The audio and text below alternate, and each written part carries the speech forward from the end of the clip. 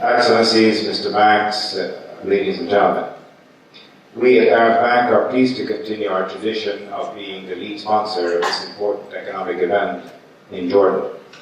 We appreciate this partnership and thank Euromoney and Mr. Banks in particular for organizing this conference as another step in nurturing its ongoing engagement with Jordan. The theme of the conference, namely Meeting the Financial Challenge, allows us to deepen our discussion from last year on finance for an invigorated economy with attention to greater specificity.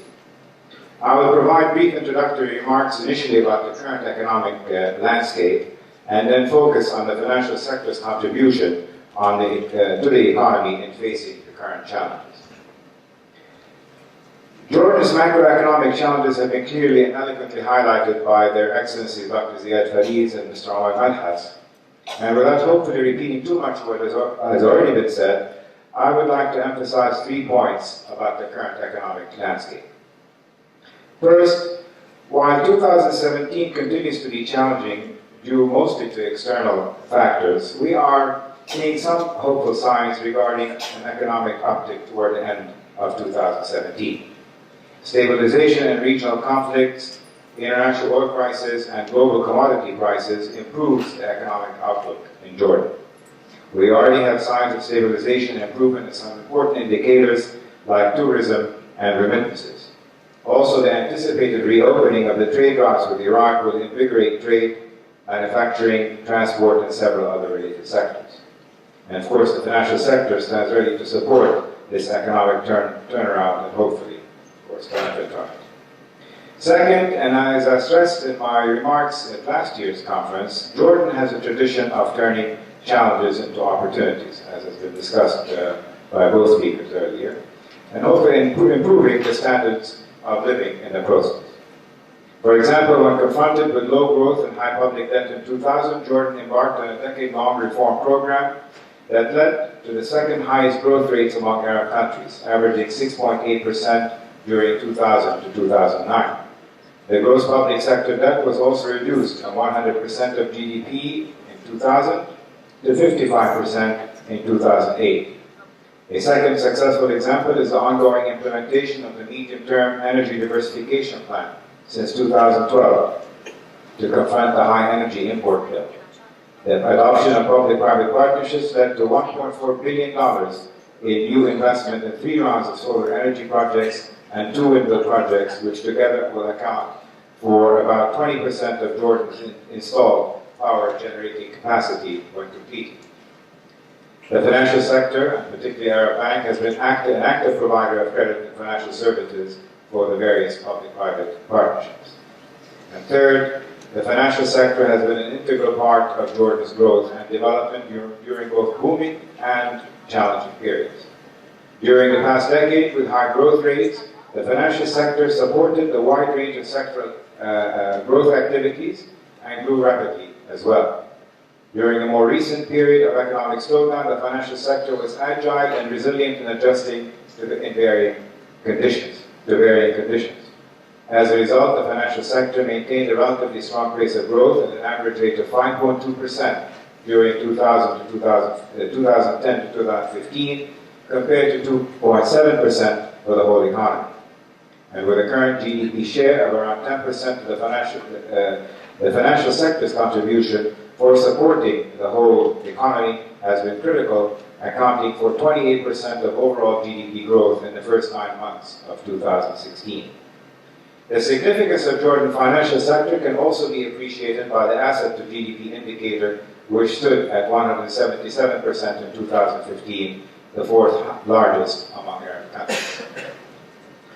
Yet, we ask, what can the financial sector do to meet the financial challenge, support a higher pace of economic growth, and address ongoing challenges, including job creation? First, it is important to maintain and support the success and resilience of the financial sector by sticking to the basics of the core banking model as practiced in Jordan. These are the conservative and prudent practices which emphasize comfortable liquidity, high capital adequacy, safety of deposits, and good profitability for supporting the local economy.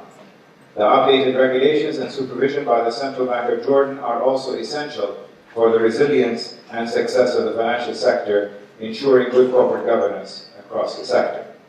This good performance may tempt some to demand that the financial sector ventures outside its core banking activities into riskier activities.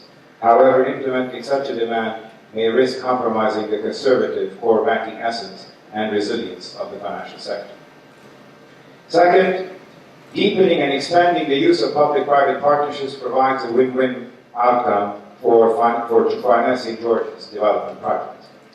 These partnerships are a win for the private sector, for the public sector rather, as it would neither have to allocate the large upfront financing needs nor necessarily delay important capital projects. It is also a win for the private sector in generating business opportunities and improving services. The financial sector is supportive of new public-private partnerships as it gains from the provision of credit facilities and financing services. Growth and job creation improve as well. And as I mentioned last year, Jordan has pioneered regionally in the implementation of public-private partnerships, whether through the construction of the Queen Ali International Airport, renewable energy projects, or wastewater treatment plants. Now, it is important to explore opportunities for expanding these partnerships to new areas, like developing offtake agreements in education and health services, as His Excellency Mr. Manhas has discussed. Strengthening the financial inclusion is also essential, particularly on the credit side. It is important here to recognize the efforts of the Central Bank of Jordan with various public and private bodies to develop and implement a national strategy for financial inclusion. This strategy aims to encourage broader inclusion into the formal financial sector while ensuring financial sustainability of the providers. With 62% of adults in Jordan having a bank account, the banking penetration rate is close to the world average, but less than in the GCC countries. Increasing participation in formal banking services needs to improve for some segments of the population. It is also important to increase financial inclusion of the youth, paying attention to their demands for quality, speed, and simplicity. This requires combined efforts by the central bank, the banking system, and technology companies in providing and developing and integrating technological innovations in a wide range of banking services. In this vein, we also commend the efforts of the central bank in promoting increased financial literacy. While many public and private partnerships are helpful, increasing credit to the SMEs continues to be an important goal and challenge of the financial sector. Several initiatives by the government, the central bank, and donors and the financial sector have helped in expanding lending to this important sector. The commitment of the financial sector is evident as most banks, including Arab Bank, have already established units or departments specialized in SME financing and with a mandate for expanding this line of business. An important initiative is the capital increase of the Jordan Loan Guarantee Corporation at the end of 2016, which should help in providing guarantees of banking loans to a larger number of SMEs. In addition, the Jordan Loan Guarantee Corporation has launched a fund to support SMEs, especially the newly established ones, through providing the required guarantees for accessing financing.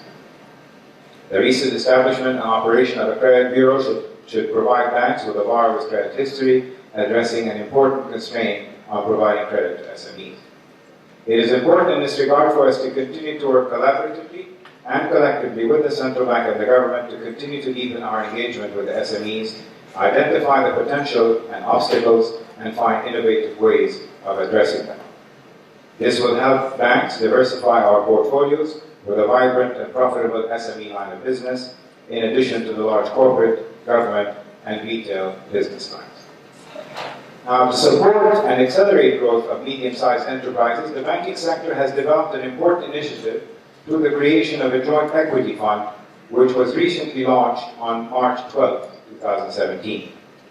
The banks are making a capital commitment of 125 million JD into this mid-cap equity growth fund, and with the full guidance and support of the Central Bank of Jordan, Arab Bank, led together with 4 other banks, the Housing Bank, Jordan Islamic Bank, Jordan Kuwait Bank, and Arab Jordan Investment Bank in articulating this initiative and structuring the fund.